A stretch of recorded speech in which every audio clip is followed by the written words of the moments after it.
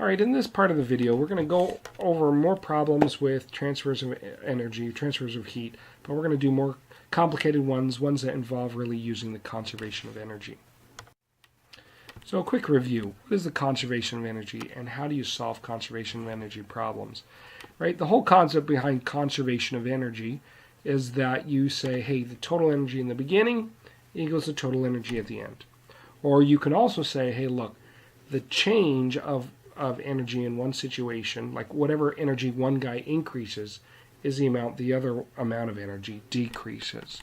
That's another way to look at it. So the change of one energy equals the change of the other one, but like the negative version. One goes up, one goes down, because that one energy turns into another type, right? It's not destroyed, created, it's just transfers types. And that's the concept we're going to use in order to solve these problems. Just like we did in kinematics, we're going to do the same thing in thermal.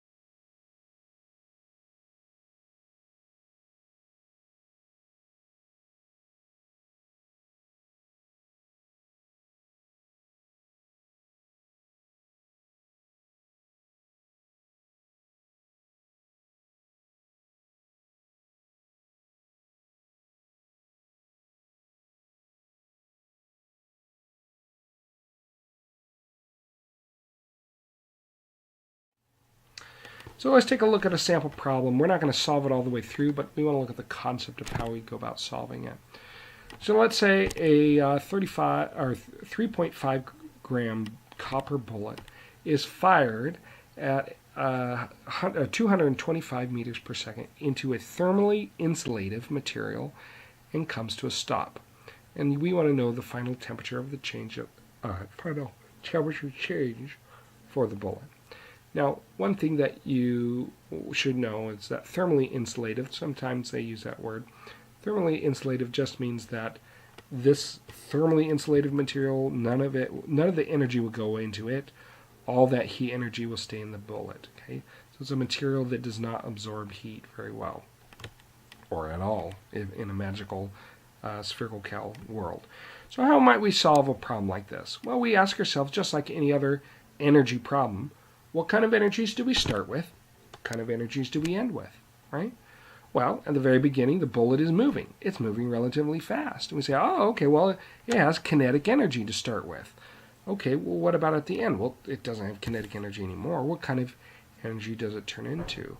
Well, it's hotter, like it wants us to solve for how much it warms up, so it must be warmer, which means it's turning into some kind of thermal energy or heat exchange, right? It's turning into that thermal energy. So we can say, well, where did that thermal energy come from? Well, it lost kinetic, gained thermal, so one must have turned into the other. So we can say, the energy at the beginning, kinetic, turns into that heat at the end, and so we just say, hey, they're equal, and then we go ahead and we solve. The equation for kinetic energy, we should, if we recall, is 1/2 mv squared, and we just learned, and Q is going to be either Q is equal to mL or mc delta T. In this case, we're changing temperatures, so we're going to use mc delta T. We plug in the values they give us in the problem, and we solve. Right? So it'll increase 65 degrees just from bringing this bullet to a stop. Mechanical energy, heat, same stuff. You can change one energy into another. Here's another problem you could try. If you want to composite and give it a try yourself. A 56 gram aluminum block is pushed for 1.4 meters at a constant speed across the table with a force of 2.3 newtons. How much does the block heat up as you push it? Okay, so we might say, what kind of energies does it have? Well, let's see here, it's moving, so it has kinetic energy to start with, and it's still moving, so it still has kinetic energy at the end. Okay, well, where did this heat come from? I know at the end it says in the problem it got hotter. Where did it come from? Well, someone pushed on it, right? Someone pushed on it for distance. That's doing work. So it has heat at the end, and someone gave it some work energy. I know since the kinetic energy, the speed at the beginning is the same as the speed at the end. So therefore, let me say this. The total energy in the beginning, kinetic energy plus work, is equal to the kinetic energy plus the heat at the very end. I know since the speed, the beginning and the end are the same, I just say, hey, that means the kinetic energies are the same, and really I could just get rid of those, and I can say, hey, look, all that work that the person did, all that pushing, really just turned that work, that energy, into heat, right? The kinetic energy is just going to cancel out. So distance times force, work, is equal to mc delta t, plug and chug. I get a total of 0.063 degrees Celsius, a very minor amount.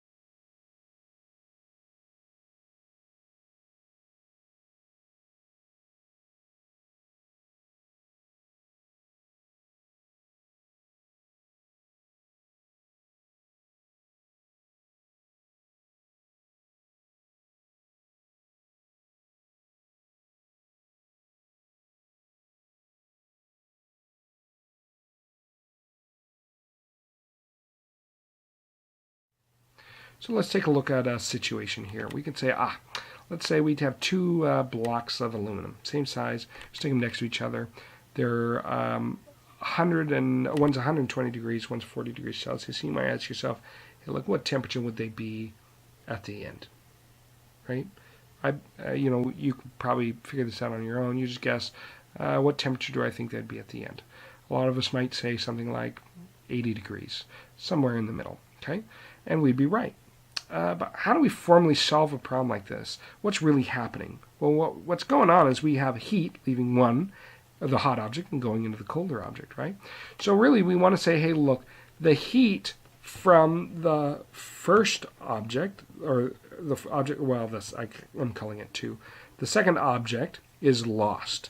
This is a change in energy, right? Heat is a change in energy.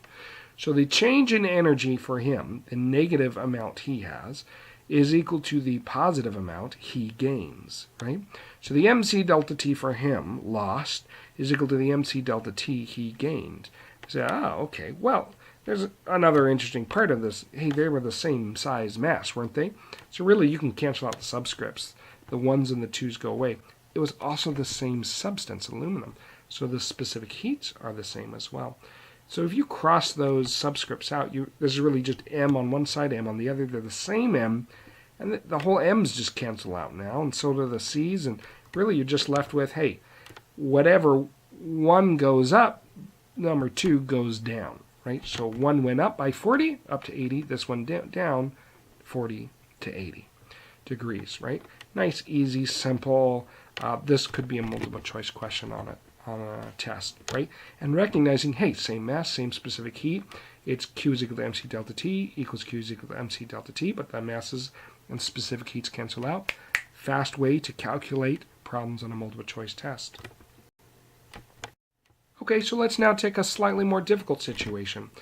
We have a similar scenario, right? But let's say now the object that's hot is twice as big. Now, they both still have the same specific heat, right? So I can still cross off the C's here, but I can't cross off the M's, right? This guy still has more thermal capacity, right? He's going to hold more energy. It has more molecules with more energy than this guy does, right? So when they come to thermal equilibrium, it's going to be closer on his side because he's got more molecules at this hotter temperature. And so like for every, 2 joules, well, I don't know how to explain that easily, but whatever, the amount that he loses, he doesn't need to lose as much per molecule because there's more molecules with that energy than he's going to gain. So we can say, the specific heats go away, right? But the masses, I got to keep them there, and I can still solve my problem, though. And it's going to be closer on the end of the 120 side. All right, we can change the problem one last time, and this time, same thing, but this time now we've got aluminum and gold, right? So now we're changing the metals on us, and now we can't really cancel out anything. But the idea is still the same, right? Heat leaves one object. Sorry, there's supposed to be a negative there. Right here, there's supposed to be a negative. Heat leaves one object, goes into the other, and that's something that really we can plug and check from here. Okay, so let's try one last problem, and this is probably one of the hardest problems that students struggle with, and it mostly really comes down to algebra. So let's go through it step by step. You're welcome to try it if you want on your own. So let's say we have a 354 gram chunk of gold that is at 98.5 degrees Celsius, and it's dropped into 656 grams of H2O at 22.5 degrees Celsius. And let's say we want to find out the final temperature of everything when it comes to equilibrium. So when you've got different substances at different temperatures, finding the final temperature is a little tricky, and we'll show you why. First things first, let's list all the variables we have. Okay, so we're going to establish the gold as object 1 and the water as object 2.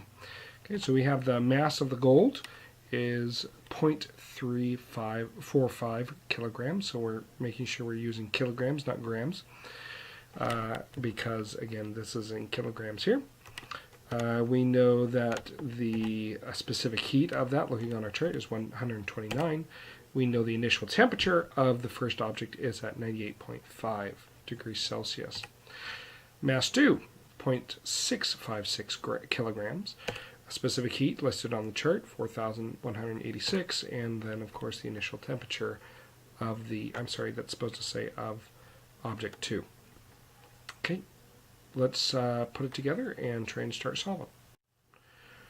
Okay, so here are our variables. We got to now just plug and chug. Again, we're just taking heat from one object, putting it to the other, and they're just changing temperature. So MC delta T equals MC delta T, except one is negative because one is losing energy and one is gaining energy. So we plug in our values best we can, okay, and we see here we have a final temperature missing in the equation. So this together is the change in temperature, final minus initial. And the thing is, we got two unknowns, but the important part that we recognize is these are the same final temperature because it's in thermal equilibrium when the problem's done. So they're at the same temperature. So we have two variables, they're the same, they're just in different spots. We got to combine and solve. Let's do the algebra. This is where it gets tricky for students. We're going to simplify as much of this as possible to start with. So we're going to simplify the stuff on the outside of the parentheses, these things and these things. And we'll do some quick multiplication. Quick multiplication. And then what we got to do is we got to take this and we got to FOIL it through, okay, to both terms, which we've done down here. And then what we're going to do is we're going to have to add like terms. So we'll add the two numbers on one side without the TF and the two with the TFs on the other side, and combine those two TFs and then divide out, and we'll be done. Now I just want to point out, I went through this real fast. You'll notice the temperature is in between these two, and that's a good sign that we did it correct. It's a lot closer to this side, which is a good sign because look how much bigger the specific heat is and even the masses. So it better be a lot closer to the temperature of the water. That makes sense. So this looks like a good answer to me. Now I want to point out the steps that students have the hardest time with is recognizing that they need to, one, FOIL this through and FOIL this through so that they can eventually combine like terms. That throws off students. Two, they forget this minus sign. And if you do that, so like and they forget to FOIL the minus sign through, right? So this is negative 44, right, that is FOIL to both terms. So while this term used to be positive, now it's negative. This term used to be negative, now it's a plus, right? So it's got a FOIL to both terms when you go through. And those two steps, those small things, throws everything off if you miss those main little steps. And that's usually where students go awry. Well, the rest is up to you. Good luck and happy problem solving.